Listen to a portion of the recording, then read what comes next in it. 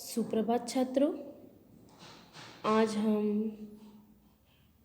कक्षा 7वीं में विषय हिंदी के अंतर्गत पाठ 9 चिड़िया की बच्ची के बारे में पढ़ेंगे। पाठ 9 हमारा चिड़िया की बच्ची। इस पाठ में कहानी है। इस कहानी के अंतर्गत हम पाठ के परिचय में देखते हैं। कहानी के अंतर्गत कि इस कहानी में एक सेठ एक चिड़िया की बच्ची की मनोभावनाओं का वर्णन किया गया है। सेठ माधवदास की दृष्टि में भौतिक सुख सुविधाएं ही प्राप्त कर लेना सबसे बड़ी बात है, जबकि चिड़िया की बच्ची के लिए माँ और उसके प्यार से बढ़कर कुछ भी नहीं है। वह सेठ प्रलोभनों में न आकर एक ही रट लगाए रहती है कि उसे माँ के पास जाना है। अंत में चिड़िया की मनोभावनाएं विजय होती है। वह माधवदास के अहंकार को पराजित कर माँ के पास उड़ जाती है। माधवदास ने अपनी संगमरमर की कोठी बनवाई है। उसके सामने बहुत सुहावना बगीचा भी लगवाया है। उनको कला से बहुत प्रेम है। धन की कमी नहीं है। कोई व्यसन छू नहीं गया है। सुंदर अभिरुचि के आदमी है। फूल पौधे रकाबियों से होजों में लगे फव्वारों से उछलता हुआ पानी उन्हें बहुत अच्छा लगता है। समय भी उनके पास काफ़ी है। शाम को जब दिन की गर्मी ढल जाती है और आसमान कई रंग का हो जाता है, तब कोठी के बाहर चबूतरे पर तख्त डलवाकर मसनद के सहारे वह गलीचे पर बैठते हैं और प्रकृति की छटा निहारते हैं। इनमें मानो उनके मन को तृप्ति मिलती है। पहले हम इसके कठिन शब्दार्थों को देखेंगे कि व्यसन का अर्थ होता है बुरा शौक। अभिरुचि यानी कि पसंद। रकाबियाँ यानी कि तश्तरी या थाली। ढलना यानी कि कम होना। मनसद यानी गोल बड़ा तकिया। निहारना देखना। और तृप्ति का अर्थ होता है पूर्ण संतोष या पूर्ण रूप से सुख। इसका संदर्भ प्रसंग हम देखेंगे। इसका संदर्भ एवं प्रसंग इस प्रकार है कि प्रस्तुत गद्यांश हमारी पाठ्य पुस्तक बसंत के चिड़िया की बच्ची नामक पाठ से लिया गया है और इसके लेखक जैनेन्द्र कुमार हैं। लेखक ने यहाँ कहानी के प्रमुख पात्र माधवदास के व्यक्तित्व का वर्णन किया है। इसकी व्याख्या हम पढ़ेंगे।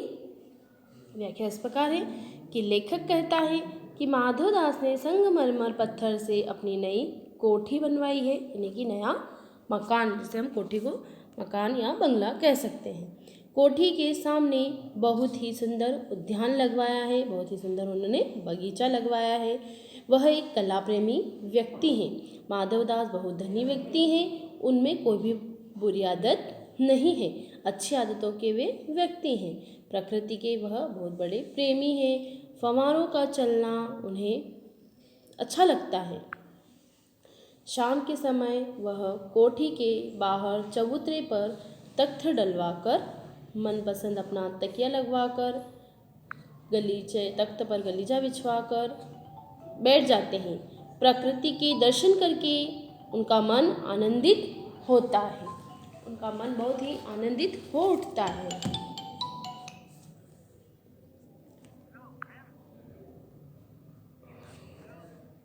माधवदास को वह चिड़िया बड़ी मनमानी लगी।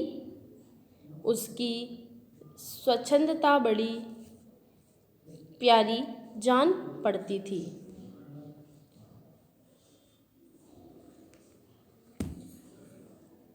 कुछ देर तक उस चिड़िया को इस डाल से उस डाल पर थिरकना देखते रहे। वह इस समय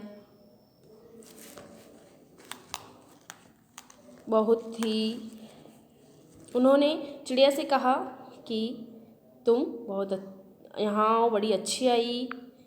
तुम बड़ी अच्छी आई। यह बगीचा तुम लोगों के बिना बड़ा सुना लगता है। सुनो चिड़िया, तुम खुशी से यह समझो कि यह बगीचा मैंने तुम्हारे लिए ही बनवाया है। तुम बैग खटके यहाँ आया करो। इसके कठिन शब्दार्थ इस प्रकार हैं की मनमानी का अर्थ होता है मनमौजी, स्वच्छंदता यानी मनमाना व्यवहार, थिरकना यानी फुदकना नाचना, बेखटके यानी बिना किसी डर के। इसका संदर्भ एवं प्रसंग इस प्रकार है कि संदर्भ प्रसंग के अंतर्गत हम देखेंगे प्रस्तुत गद्यांश हमारे पाठ्य पुस्तक वसंत की चिड़िया की बच्ची नामक पाठ से लिया गया है। इसके लेखक जैनेन्द्र कुमार हैं। लेखक ने यहाँ चिड़िया के प्रति माधवदास के लगाव का उल्लेख किया है। इसकी व्याख्या इस प्रकार है कि चिड़िया की चंचलता, सौंदर्य और आवाज़ को सुनकर माधवदास प्रभावित हुआ। चिड़िया की स्वच्छंद गतिविधियों को देखकर वह बहुत ही खुश हुआ। चिड़िया एक डाल से दूसरी डाल पर जाकर बैठती रही। चिड़िया की गतिविधियां देखकर माधवदास थोड़ी देर के लिए सब कुछ भूल गए। सहसा उन्होंने चिड़िया से कहा कि तुम यहाँ आई बहुत अच्छा लगा। इस बगीचे की शोभा तो तुम ही हो, तुम्हारे बिना यह सूना है। उसने कहा कि चिड़िया, ऐसा मान लो कि यह तुम्हारे लिए ही बनवाया है। तुम यहाँ बिना किसी चिंता के आ सकती हो, इसलिए ज़रूर आया करो। तो चिड़िया ने कहा कि चिड़िया, तेरा मेरा चित्त प्रसन्न किया है, तेने मेरा चित्त प्रसन्न किया है और वे सब फूल तेरे लिए खिला करेंगे। वहाँ घोंसले में तेरी माँ है, पर माँ क्या है? इस बाहर के सामने तेरी माँ क्या है? वहाँ तेरे घोंसले में कुछ भी तो नहीं है। तो अपने को नहीं देखती? कैसी सुंदर तेरी गर्दन, कैसे रंगीन देह। तो अपने मूल्य को क्यों नहीं देखती? मैं तुझे सोने में मढ़कर तेरे मूल्य को चमका दूंगा। तेने मेरे चित्त को प्रसन्न किया, तू मत जा, यहीं रह। इसकी कठिन शब्दार्थ इस प्रकार है कि चित्त यानी मन, मूल्य यानी महत्व या फिर कीमत। संदर्भ है इसका और प्रसंग है कि प्रस्तुत गद्यांश हमारी पाठ्य पुस्तक वसंत की चिड़िया की बच्ची नामक पाठ से लिया गया है और लेखक इसके जैनेन्द्र कुमार हैं। लेखक ने यहाँ सेठ की घमंड का बहुत सुंदर ढंग से वर्णन किया है। व्याख्या में कहते हैं कि सेठ चिड़िया को पाने के लिए बहुत व्याकुल है। वह चिड़िया को बार बार समझाता है कि हे चिड़िया, तूने मेरे मन को आनंदित किया है। यह सब फूल तेरे लिए ही है। इस आनंददायक वातावरण के सामने तेरी माँ का कोई महत्व नहीं है। तेरे घोंसले में क्या रखा है तू अपने को चिड़िया समझ। तेरी रंगीन काया, तेरी मोहक गर्दन, तू अपना महत्व समझ। मैं तुझे सोने से अलंकृत करके मूल्यवती बनाऊंगा। चिड़िया, तूने मुझे आनंदित किया है, तू मुझे छोड़कर मत जा, यहीं मेरे महल में रुक जा। इस प्रकार अनेक तरह के लालच दे रहा है सेठ। सेठ को अपने पर बहुत ही घमंड भी है। इस कहानी में यही बताया गया है कि सेठ किस प्रकार से घमंडी है और उसे अपने अहंकार से भरे हुए वह एक चिड़िया के बच्चे को कह रहा है कि तू उसके महल में ही ठहर जा, यहाँ से मत जा। लेकिन कभी माता पिता से बच्चा अलग हो सकता है, जिस प्रकार हम हमारे माता पिता से अलग नहीं हो सकते, उसी प्रकार पशु पक्षी भी हैं। चाहे कोई भी पशु हो या कोई भी पक्षी हो, कोई भी पक्षी अपने माता पिता से अलग नहीं रह सकता है। तो यह कविता कहानी हमें पढ़ने में बहुत ही मज़ेदार लगी है। अब इसके हम प्रश्नोत्तर के बारे में पढ़ेंगे। इसके प्रश्नोत्तर इस प्रकार है कि किन बातों से ज्ञात होता है कि माधवदास का जीवन संपन्नता से भरा था और किन बातों से ज्ञात होता है कि वह सुखी नहीं था। तो सेठ माधवदास ने संगमरमर की नई कोठी बनवाई, इसके सामने सुंदर बगीचा लगवाया था। वह बताता है कि उसके पास ढेरों सोना है, मोती है, उसकी सेवा के लिए दास दासी है, कोठियों पर कोठियाँ हैं। इन सब बातों से पता चलता है कि उसका जीवन संपन्नता से पूर्ण था। और इसी के साथ ही माधवदास ने कहा कि सारी सुख सुविधाएं होते हुए भी उसका जी खाली सा रहता है। उसके विशाल भवन में चहल पहल नहीं है, हंसी नहीं है, उसका दिल वीरान सा है। इन सभी बातों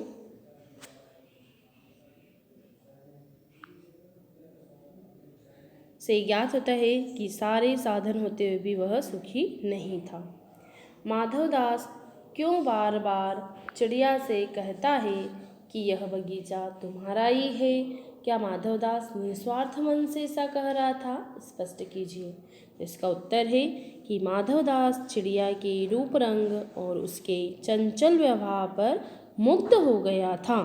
वह चाहता था कि चिड़िया उसी के पास रहे, इसलिए वह झूठी शिष्टता दिखाकर उसे बहकाना और खुश करना चाहता था। उसका बार बार यह कहना कि यह बगीचा तुम्हारा ही है स्वार्थ से प्रेरित था। अगला प्रश्न है हमारा, माधवदास के बार बार समझाने पर भी चिड़िया सोने के पिंजरे सुख सुविधाओं को कोई महत्व नहीं दे रही थी। दूसरी तरफ माधवदास की नज़र में चिड़िया की जिद का कोई तुक न था। माधवदास और चिड़िया के मनोभाव में क्या अंतर थे, अपने शब्दों में लिखिए। इसका उत्तर उस प्रकार है कि चिड़िया और माधवदास के मनोभाव में बहुत बड़ा अंतर है। माधवदास की दृष्टि में भौतिक सुख सुविधाएं पा लेना ही सबसे बड़ी बात है। उसे भ्रम है कि धन से सब कुछ हासिल किया जा सकता है। इसके विपरीत चिड़िया एक बच्ची है, उसके लिए माँ और उसके प्यार से बढ़कर संसार की कोई दूसरी वस्तु नहीं है। वह जानती ही नहीं कि सेठ होना, मालामाल होना, सोना या मोती क्या होते हैं, इसलिए वह बराबर एक ही रट लगाए रहती है कि उसे माँ के पास जाना है। अंत में चिड़िया की मनोभावनाएं ही विजय होती है और वह माधवदास के अहंकार को पराजित करके माँ के पास उड़ जाती है। अगला प्रश्न है, कहानी के अंत में नन्ही चिड़िया का सेठ के नौकर के पंजे से भाग निकलने की बात पढ़कर तुम्हें कैसा लगा? 40-50 ऐसे कुछ अधिक शब्दों में अपनी प्रतिक्रिया लिखिए। तो इसका उत्तर है कि नौकर के हाथ से चिड़िया के बच निकलने की बात पढ़कर मन को बड़ा संतोष और प्रसन्नता हुई। यदि नौकर उसे पकड़ लेता तो स्वार्थी और निष्ठुर सेठ उसे सोने मोती के कारागार में डाल देता। बेचारी चिड़िया अपनी माँ के लिए बिलखती हुई आजीवन उस बंदीगृह में पड़ी रहती। मनुष्य अपने मनोरंजन के लिए पशु पक्षियों की स्वाधीनता छीन लेता है। अगला प्रश्न है, माँ मेरी बाट देखती होगी। नन्ही चिड़िया बार बार इसी बात को कहती है। आप अपने अनुभव के आधार पर बताइए कि हमारी ज़िंदगी में माँ का क्या महत्व है। यह प्रश्न हमारे सभी के लिए बहुत ही महत्वपूर्ण है। तो इसका उत्तर है कि एक छोटे बच्चे के लिए तो माँ ही उसकी पूरी दुनिया होती है। उसके सोने, खेलने, खाने, हर काम में माँ भागीदार रहती है। उसके बीमार होने पर वह रात रात भर जागती है। बड़े होने पर भी माँ की ममता कम नहीं होती। संतान के सुख और सुखी भविष्य और उसकी सफलता के लिए वह सदा चिंतित रहती है। पुत्र की रक्षा में वह अपने प्राण तक देने में पीछे नहीं रहती। इस प्रकार हमारे जीवन में माँ के बराबर किसी का महत्व नहीं हो सकता है। इस कहानी का कोई और शीर्षक देना हो तो आप क्या कहेंगे, बताइए। तो इस कहानी का अन्य शीर्षक प्यारी माँ दिया जा सकता है, क्योंकि चिड़िया की बच्ची को अपनी माँ से बढ़कर कुछ भी प्रिय नहीं था। इस प्रकार इस पाठ के प्रश्न उत्तर पूरे हुए हैं। यह कविता कहानी बहुत ही सुंदर थी, बहुत ही हृदय को छूने वाली थी।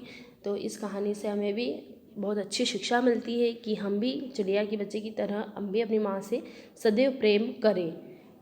इस पाठ के पूर्ण होने पर इसके प्रश्नोत्तर आप सभी अपनी कॉपी में लिख लेंगे। धन्यवाद।